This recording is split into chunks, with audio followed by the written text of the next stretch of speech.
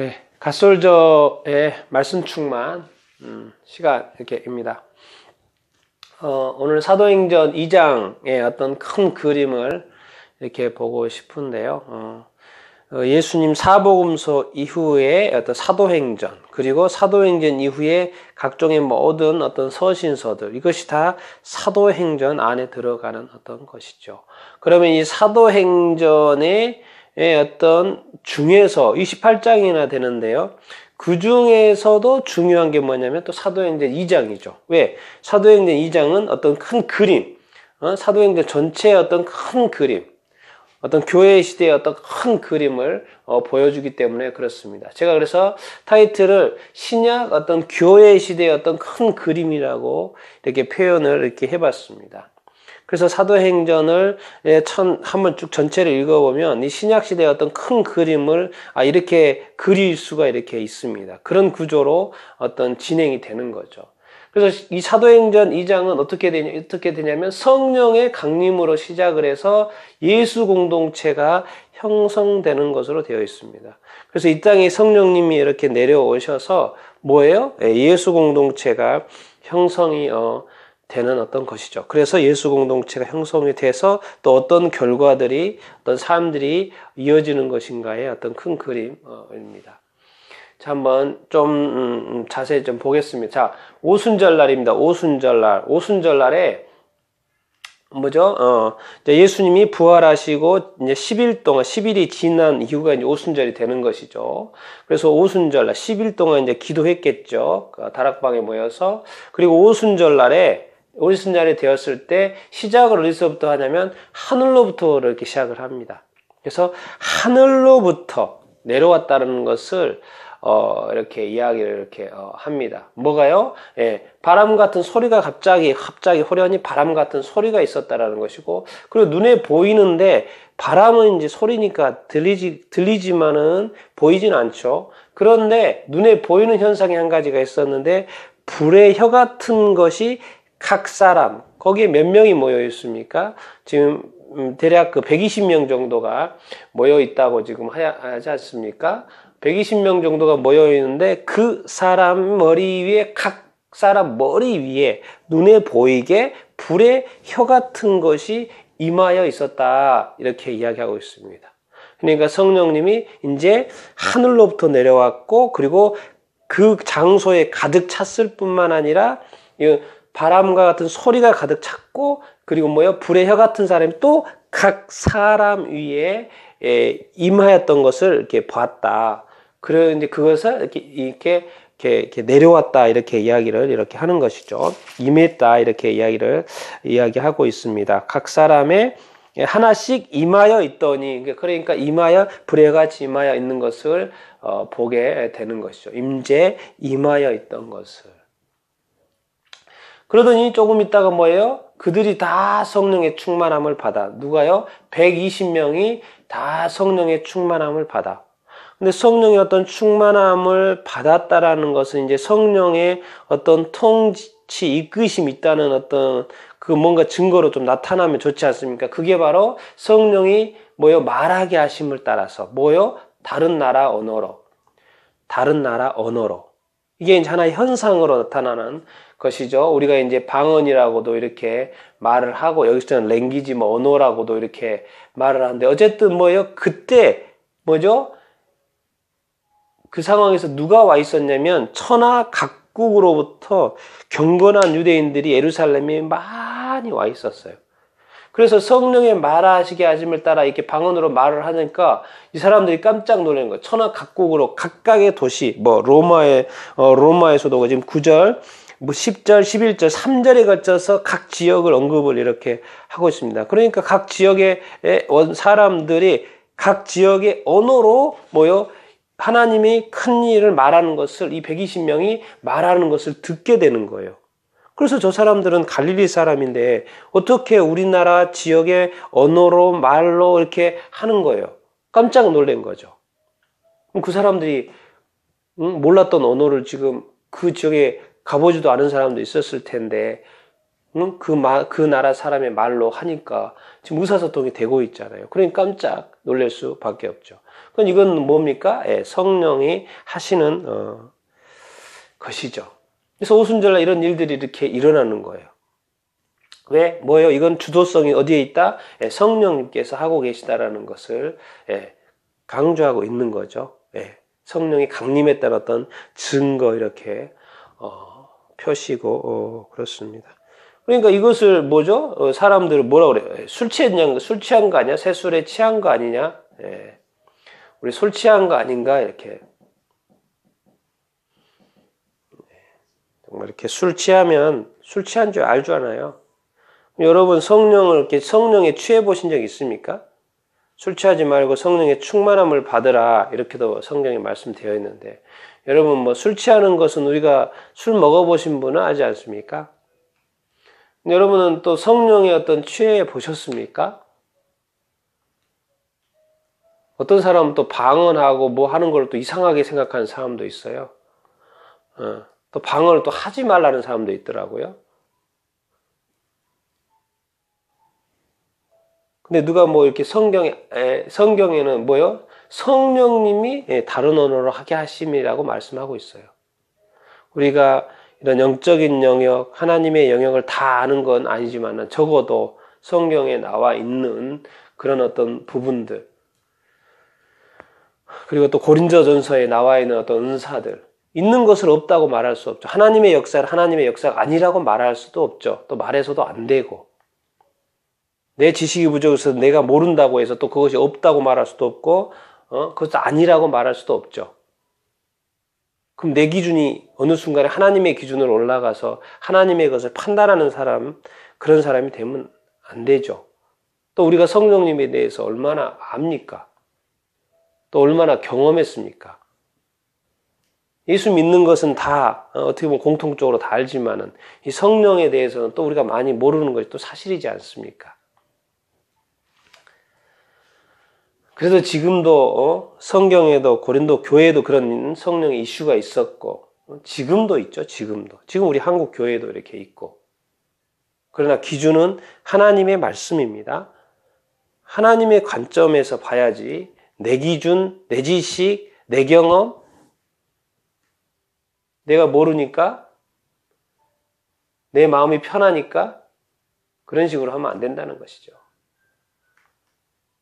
냉철해야죠. 엄격해야죠. 자, 그러면서 뭐죠? 이게 베드로의 설교가 이렇게 나옵니다. 뭐예요? 베드로가 일어나서 이제 어떻게 보면 그 사도들의 어떤 제자들이 어떻게 보면 수장 같죠. 거기 핵심 리더고. 그래서 요엘서 3장 이야기하는데 이 모든 되어지는 일들이 이미 뭐죠? 요엘서 3장 이미 800년 전, 보통 이제 800년 전 구약의 요시아 왕 시대 때 요엘이 예언했다고 하는데 그 800년 전에 이미 이것은 예언이 되어져 있었다. 선지자를 통해서. 그래서 내 영을 모든 육체에 부어준다라고 하나님께서 약속하신 이 일이 이루어진 거라고 이렇게 이야기를 이렇게 하고 있습니다. 그래서 남종, 여종, 젊은이, 또 뭐죠? 젊은 사람, 또 뭐요? 이렇게 자녀들, 그리고 늙은 사람들에게 다 예외 없이 다 모든 육체에게 부어주겠다. 이렇게 약속을 이렇게 하셨고 지금 이제 시작했다라는 것이죠. 그런데 이제 이 말씀에 언급이 되어지는 게 이게 우리가 좀 봐야 되는 게 뭐예요? 성령이 내려왔다라는 것은 뭐예요? 예, 주의 크고 들어온 날이 이르기 전에 있을 일이라는 거예요. 같이 언급되어 있습니다. 이제 성령이 이 땅에 내려왔다라는 것은 뭐예요? 우리가 또 무엇을 생각하고 인지해야 되냐면 뭐예요? 주의 크고 들어온 날이 뭐겠습니까? 예, 마지막에 어떤 종말 심판이죠. 이 날이 있을 것인데 이 날이 이르기 전에 성령이 부어지는 사건이 있을 거라는 거죠. 그럼 뭐 말입니까? 이제 성령이 이 땅에 이제 부어졌습니다. 그리고 지금도 2000년이나 지났지 않습니까? 그러면 이제 남은 게 뭐예요? 이거죠. 주의 크고 두려운 날, 심판의 날이죠. 하나님의 심판 날이 이르기 전에 이렇게 하신다 그랬으니까. 이것이 실제로 일어났지 않습니까? 그럼 이것도 실제로 일어나겠죠. 이런 큰 그림을 우리가 가지고 이렇게 있어야 이렇게 합니다. 지금은 성령의 시대지만 이제 심판의 시대가 온다라는 이 큰 그림이 요엘서 3장에 그대로 같이 언급을 하고 있습니다. 그러면서 뭐예요? 이 심판을 당하지 않기 위해서 구원을 받으라 이렇게 이야기하고 이렇게 있지요. 그러면 이렇게 성령님이 이 땅에 와셔서 증거하는 것이 그게 뭐겠습니까? 결론은 무엇을 이야기하기 위해서? 그리스도의 부활입니다. 그리스도의 부활. 모든 사람이 죽은 것처럼 죽으면 예수님과의 죽음의 차이가 이렇게 뭐가 있습니까? 그런데 예수님은 부활하셨다는 것이죠. 그래서 무엇에 비교하고 있냐면 다윗이죠. 다윗은 죽어서 장사돼서 무덤에 묻혀서 묘가 지금 여기 있잖아요. 우리가 알잖아요. 다윗의 묘. 그런데 예수님은 죽었는데 하나님께서 다시 살리셨다라는 것이죠. 그래서 예수 그리스도가 부활을 이렇게 했다는 말을 베드로가 이렇게 이야기를 이렇게 하고 있습니다. 그러면서 베드로가 이제 명령 2가지를 이렇게 합니다. 그래서 이제 거기에 와 있는 사람들한테 말을 했더니 베드로가 명령을 해요. 회개해라. 그들이 이제 마음이 찔려하니까 회개해라. 예수 그리스도의 이름으로 세례 받으라. 침례를 이렇게 받으라. 그러면서 뭘 하라고요? 세례를 받아서 죄 사함을 받으라. 죄 사함의 표시가 뭡니까? 우리가 고백하고 세례를 받는 거, 침례를 받는 거. 여러분, 그래서 세례 받고 침례 받는 것을 옵션이라고 생각하면 안 됩니다. 반드시 예수 믿는 사람은 침례를 받아야 합니다. 그것이 하나의 자기 고백이고 확신이고 이 죄 사함을 받았다는 어떤 증거의 어떤 표식인 거죠. 그러니까 예수님을 마음으로만 믿고 계시지 마시고 예수 믿는 사람은 반드시 세례나 침례를 받도록 해야 이렇게 합니다. 그러면서 베드로가 말해 그리하면 성령을 선물로 받을 것이다. 이렇게 말을 합니다. 예수 그리스도를 믿고 회개하고 또 침례를 받고 예수님을 이렇게 믿게 되면 너희도 이와 같이 성령을 선물로 받을 것이다. 성령을 선물로 표현하고 있습니다. 예수 믿으면 받게 된다는 거예요. 누구나. 그러면서 또 밑에 뭐라고 하냐면 구원을 받아라 이렇게 말을 합니다. 구원을 받아라. 이 2가지 명령을 이렇게 베드로가 이렇게 하고 이렇게 있습니다. 너희가 이 패역한 세대에서 구원을 받으라 이렇게 말을 하고 있습니다. 이렇게 이제 이런 말을 했더니 몇 명이 이제 세례를 받냐면 300명이 아니고 이 3,000명이 세례를 받습니다. 3,000명이. 어마어마한 숫자죠. 이렇게 한순간에 3,000명이나 세례를 받고, 그 다음에 이제 3,000명이라는 사람이 세례를 받게 되니까 당연히 이 공동체가 하나 형성이 된 거죠. 예수 공동체가 형성이 이렇게 된 거죠. 많은 사람들이 예수님을 이렇게 믿게 됐어요. 예수 공동체가 생겨나게 됐어요. 그랬더니 예수 공동체가 생겨나서 예수 믿고 변화된 사람들의 공동체 생활들이 이제 그 뒤에 서로 통용하고 서로 나누고 모이기를 좋아하고 서로 도와주고 하나님을 또 예배하고 하나님을 또 온 백성한테도 칭찬도 이렇게 받고 성전에도 모이고 집에서도 떡을 떼며 즐거워하고 기뻐하고 순전한 마음으로 음식을 또 나눠 먹고 이런 어떤 예수 공동체의 어떤 생활이 나와 이렇게 있습니다. 그러니까 이 신약 시대 성령 시대의 큰 그림이 이겁니다. 성령님이 오십니다. 성령님이 내려오시고요. 성령님이 내려와서 예수님은 성령이 오셔서 왜 오시는 것입니까? 예수 그리스도를 예수 그리스도의 부활을 증언을 이렇게 하시는 것이죠. 예수 그리스도가 주가 되고 그리스도가 메시아가 되신다는 것을 증언하시니까 믿고 구원을 받으라는 것이죠. 왜? 주의 크고 두려운 날이 오르기 전에.